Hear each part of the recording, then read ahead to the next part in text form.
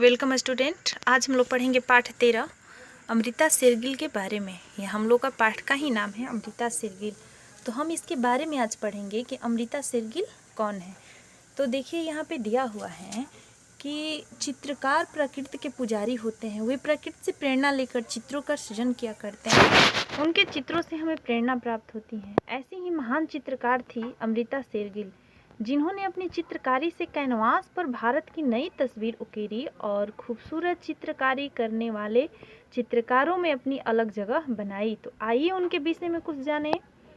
हरे भरे पेड़ पौधे, वृक्षों के नीचे आपस में खेलते खिलौने और बर्फ की चादर ओढ़े दूर झांकती पहाड़ियाँ, इन सबको कागज पर समेट एक छोटी बालिका माँ की ओर दौड़ती हुई आई और बोली कि माँ माँ देखो यह चित्र, देखो ना माँ, मेरे खिलौने बगीचे में खेल रहे हैं। माँ ने चित्र वाला कागज बालिका के हाथ से लिया और एक झलक देखा और नन्ही बालिका को हृदय से लगा लिया। सचमुच यह तो अपना ही बगीचा है। माँ सहसा बोल उठी। नन्हे नन्हे हाथों को वह बार बार प्यार करती। ऐसा स्नेह भरा प्रोत्साहन पाकर बालिका की आंखें उत्साह और खुशी से भर आती। ऐसा लगता मानो अपनी आंखों से वह प्रकृति के सौंदर्य को नाप लेना चाहती हो। प्रकृति के गूढ़ भाव को चित्रित करने वाली वह बालिका कोई साधारण बालिका नहीं, वह थी प्रतिभा संपन्न चित्रकार अमृता शेरगिल। उनका जन्म 30 जनवरी 1913 ईस्वी को यूरोप के बुडापेस्ट में हुआ। बर्फीली हवाओं और कोहरे से युक्त वह दिन काला जागत के लिए अनूठा दिन था जब वह पारिवारिक चिकित्सक के अमृता के जन्म का शुभ समाचार दिया। अमृता के पिता समाचार पाकर गदगद हो उठे। अमृता के पिता पंजाब के रहने वाले थे तथा माता मारी एंतोइनेट हंगरी की। अमृता ने छोटी सी आयु में ही चित्र बनाना आरंभ कर दिया था। माता पिता ने अपनी बेटी की चित्रकला के प्रति विशेष रुचि को शीघ्र ही पहचान लिया। 6-7 वर्ष की अवस्था तक पहुंचते पहुंचते वह कहानियों के विभिन्न विषयों के चित्र को उतार देती। माँ यदा कदा हंगरी के लोकगीत गुनगुनाती और नन्ही अमृता अपनी रंगीन पेंसिल से उन गीतों के चित्र को का रूप देती। उन्हीं दिनों यूरोप में लड़ाई का दौर चला। अमृता का परिवार नजदीक के गांव में जा बसा। युद्ध समाप्त होने के बाद बुडापेस्ट में उसकी शिक्षा प्रारंभ हुई। इतिहास के अनेक घटनाओं में अमृता के कोमल मन को झकझोर दिया। अपने अनोखे भावपूर्ण अंदाज में वह अनेक घटनाओं को रंग चित्रों में उतार दिया। जब वह 8 वर्ष की थी तो उनके पिता परिवार सहित भारत आए और शिमला में रहने लगे। बुडापेस्ट की बर्फ से ढकी पहाड़ियों और शिमला अपने अनेकों भावपूर्ण अंदाज में अनेक घटनाओं को रंग चित्रों में उतार दिया। जब वो 8 वर्ष की थी तो उनके पिता परिवार सहित भारत आए और शिमला में रहने लगे। बुडापेस्ट की बर्फ से ढकी पहाड़ियाँ और शिमला की हरियाली में अमृता की प्रतिभा दिन पर दिन निखरती गई। अमृता को चित्रकला की शिक्षा के लिए एक अंग्रेज चित्रकार नियुक्त किया गया।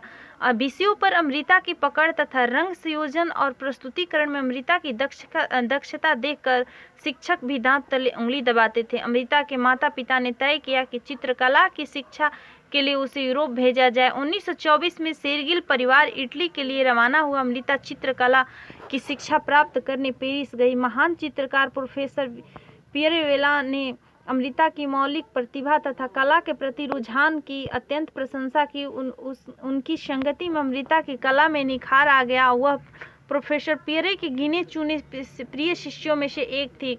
उन्होंने स्वयं अमृता का एक चित्र बनाकर उसे भेंट कर सम्मानित किया। अमृता विभिन्न विषयों पर तैल चित्र बनाती। लोग उनके चित्र देखते ही रह जाते। उन्होंने 5 वर्ष तक पेरिस में रहकर चित्रकला की बारीकियों को ज्ञान प्राप्त किया। शीघ्र हुए बड़े बड़े कैनवासों पर पश्चिमी तरीके के तैल चित्र बनाने लगी। 20 वर्ष की अवस्था में अमृता द्वारा बनाया गया चित्र 9 युक्तियाँ विशिष्ट कला प्रदर्शनियों में दिखाया गया। इस चित्र के आधार पर उन्हें ग्रासेलो का सदस्य बना दिया गया। यह एक भारतीय युक्ति के लिए सम्मान की बात थी।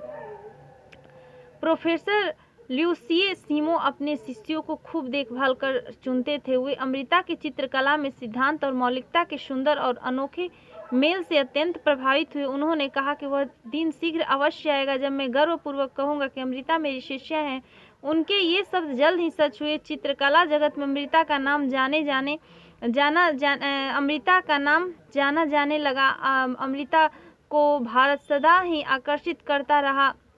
1934 में वह भारत आई। अमृता शेरगिल ने अपनी कल्पना और यथार्थ को अनूठा मिश्रण कर भारतीय चित्रकला को नया मोड़ दिया। उनकी आरंभिक चित्रकृतियों में तो राजपूत कला की झलक मिलती थी, परंतु बाद में पूर्वी तथा पश्चिमी कला का अद्भुत सम्मिश्रण कर उन्होंने एक नवीन शैली को जन्म दिया। न युक्तियाँ, कहानी, वक्ता, नारी आदि अमृता के प्रसिद्ध चित्र हैं। प्राकृतिक सुंदरता, आशा, निराशा तथा जीवन के विविध पहलुओं को उन्होंने अत्यंत खूबी से प्रस्तुत किया है। उन्होंने भारतीय ग्रामीण जीवन को बारीकियों से समझा। तीन बहिनें, पनिहारिन, वधू श्रृंगार आदि चित्रों में सुंदरता कूट कूट भरी है। अमृता ने इस विषय में लिखा है कि जैसे ही मैंने भारत की धरती पर कदम रखा, मेरी कला, मूल भावना और तरीकों में अंतर आ गया। सब में भारतीयता समा गई। उनके चित्र की कला प्रेमियों द्वारा अत्यंत सराहा गया। मुंबई आर्ट सोसाइटी ने उन्हें स्वर्ण पदक प्रदान कर उनकी प्रशंसा की। चित्रकला के साथ साथ अमृता की रुचि संगीत और अभिनय में भी थी। विवाह के बाद कुछ वर्षों तक वे हंगरी रही, फिर भारत लौट आई। मिलनसार, मधुर और शांत स्वभाव वाली अमृता शेरगिल का दाम्पत्य जीवन सुखी रहा और भारतीय चित्रकला जगत में उन्होंने लोक शैली को जीवित किया। 5 दिसंबर 1941 को इस महान चित्रकार का स्वर्गवास हो गया। इतनी छोटी आयु में विश्व भर में ख्याति प्राप्त करने वाली सच्ची कला साधिका अमृता जी की कृतियाँ युगों तक कला जगत को सुगंधित करती रहेगी। धन्यवाद।